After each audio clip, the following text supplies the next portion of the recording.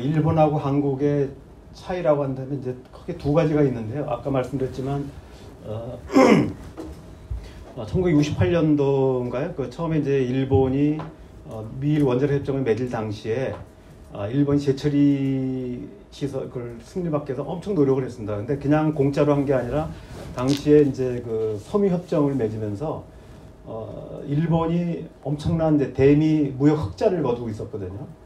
거기서 대폭 양보를 해가지고 거기서 이제 그 거의 이익을 더 토해내는 조건으로 대신 이제 얻은 게 미일 원자력 협정입니다. 그래서 재처리의 가능성을 얻었고, 그다음에 일본은 또 하나는 이제 원래 우리가 이제 그 미국의 제한을 받는 게 뭐냐면 제약을 받는 거는 미국의 원천 기술이 뭐 10% 이상이 들어가면은 그 원천 기술 소유한 미국의 동의를 얻어야 된다. 뭐 이런 이제 원칙들이 있거든요. 퍼센트가 조금씩 다른 것 같더라고요. 근데 지금 우리나라가 독자적으로 그 재처리 시설을 만들 수 있는 능력이 없습니다.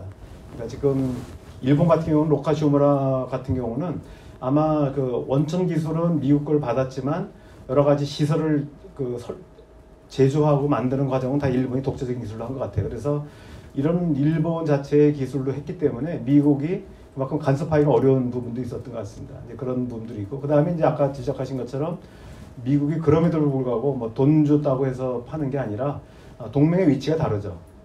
당시 이제 미국 입장에서 봤을 때는 일본은 이제 세계 제2의 경제 대국이었고, 또 미국하고 맞짱을 뜰 정도로의 여러 가지 이제 그 군사적으로나 기술적으로 앞서 있던 나라고, 그래서 활용 가치가 높다고 판단했던 것 같습니다. 그래서 일본에 대해서는 이제 용인한 부분이 있고, 그다음에 제가 알기로는 IAEA 사찰단의 한 50% 이상이 거의 일본에 상주했었다고 그래요.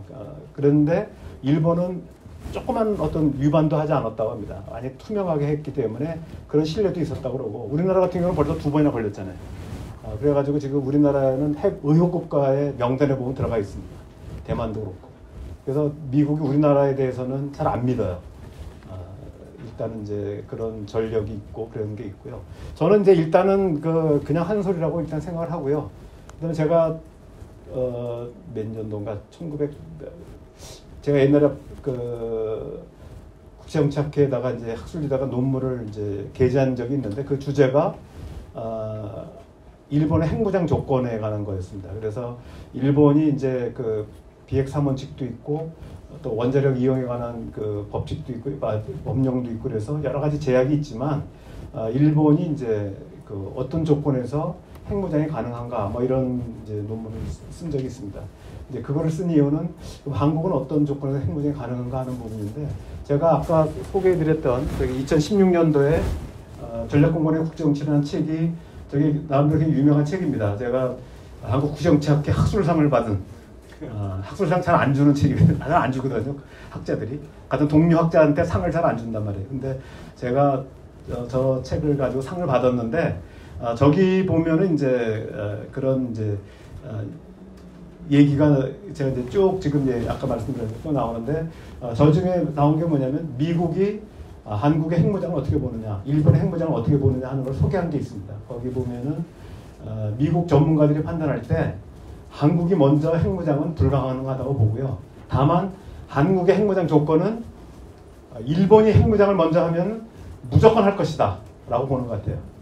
그래서 일단 한국이 먼저, 아까도 말씀드렸죠. 제약 조건을 말씀드렸는데 한미동맹이 깨지고 뭐 그다음에 한국에 대한 원자력 연료 제공이 중단되고 이러는데 그걸 무릅쓰고 한국이 할 수 있겠냐? 그러나 일본이 핵무장하면 한국은 뭐 무슨 수소도 할 것이다 라고 보는 것 같고요. 실제 미국 전문가들이 그렇게 보고 있습니다. 그래서 미국 전문가들이 내놓은 전망 시리즈를 보면 일본과는 이제 핵무기를 공유하느냐서부터 검토하는 게 있는데, 한국에 대해서는 절대로 주는 건 없고요. 다만 이제 한미일이 같이 핵무기를 공유하는 방안 이런 정도까지는 이제 그러니까 미국의 핵무기를 줘서 같이 관리하는 방안 이런 정도까지 논의되는 것 같습니다. 그래서 제가 볼 때는 어려운 상태고, 아까 말씀드렸듯이 한미동맹이 깨지면 거꾸로 핵을 보유하려고 하면 핵무장동맹이 위태로워진다고 할 수 있지만, 거꾸로 한미동맹이 위태로워지면은 한국 내에서 핵무장론은 더 목소리가 클 거라고 봅니다. 그리고 정말로 이제 그 일본이 핵무장, 그런 조건에서 일본이 핵무장을 했다. 그러면 한국 정부는 무조건 하지 않겠나. 가능성이 있다고 봅니다. 그래서 저는 굳이 아까 제가 제 입장 물어보지 말라고 했지만 물어보지 않아도 제가 제 입장을 얘기한다면 저는 핵무장을 하면 절대로 안 된다라고 주장하지는 않습니다. 그래서 사람들이 오해도 하지만 그렇다고 핵무장 하자는 얘기는 아니에요. 핵무장을 하는 건 아닌데 굳이 우리는 절대로 하면 안 된다라고 얘기할 필요는 없다라고 하는 입장입니다. 그래서 지금부터 뭐 핵무장의 조건을 만들자는 얘기는 아니지만 그러나 앞으로 아까 말씀드린 국제 정세가 변하고 미국 한미동맹이 먼저 어떤 이유로 크게 깨지고 일본이 핵무장 시작하면 뭐 그런 상태에서는 한국도 그런 논의가 나올 수 있다라는 정도로 예상을 하고 있습니다. 그러나 이제 이거를 그래서 우리가 먼저 핵무장에 대비해서 만들자든지 이런 얘기는 아니다 이런 정도 말씀드립니다. NPT가 공식적으로 인정하는 핵보유국은 5나라밖에 없고요. 나머지 4나라인데 북한이 지금 요구하는 거는 NPT가 인정하는 5나라 중에 하나로 6번째로 껴달라는 게 아니고요. 파키스탄처럼만 해달라 또는 인도처럼 해달라는 거죠.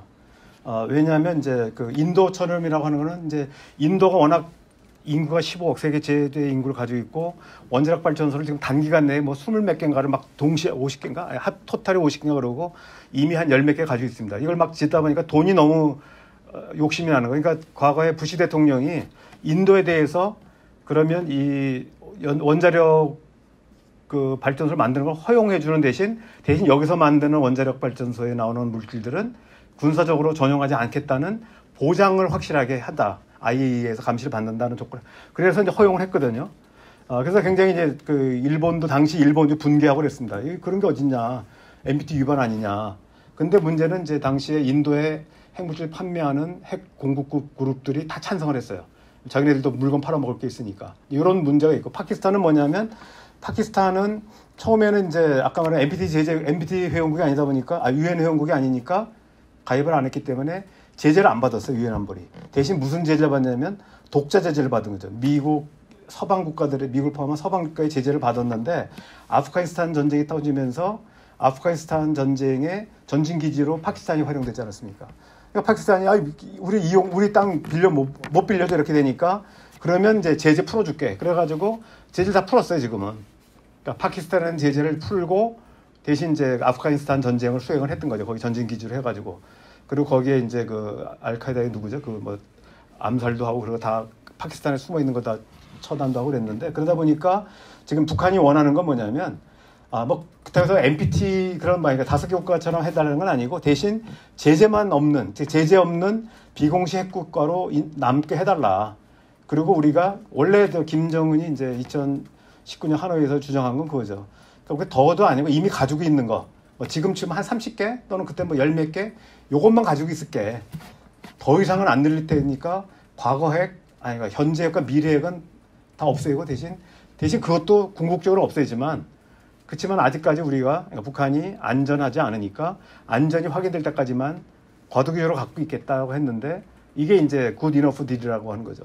근데 이거를 이제 그 강경파들은 굿 이너프 딜이 아니라 이건 스몰 딜이다 그래가지고 이제 폄훼하면서 거부했죠. 그래가지고 이렇게 된 거죠. 그래서 제가 볼 때는 그 트럼프가 된다고 해가지고 쉽게 되지는 않을 것이고, 왜냐면 트럼프가 그렇지만 트럼프가 원래 이제 집권에서 하려고 했던 게 이른바 키신저 전략이라고 해가지고 적과의 동침이라고 해가지고 옛날에 키신저가 중국하고 손잡고 소련을 고립시켰던 것처럼 이번에는 원래 소련하고 손잡고 중국을 고립시키려고 했는데 러시아 스캔들 나는 바람에 못했거든요.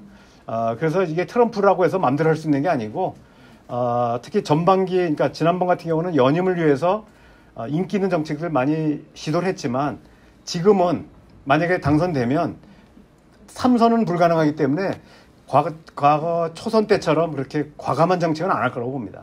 일단은 그냥 관리하면서 적당하게 어쨌든 뭐 4년을 때우지 않겠나. 물론 이제 뭐 예를 들면 방위비 분담금을 늘리거나 동맹을 괴롭히거나 이런 걸 하겠지만 그렇다고 해서 김정은하고 전격적인 타격을 하거나 한국에 대해서 전격적으로 핵무기 보유를 인정하고 이런 짓은 안 할 거지 않겠나 생각합니다.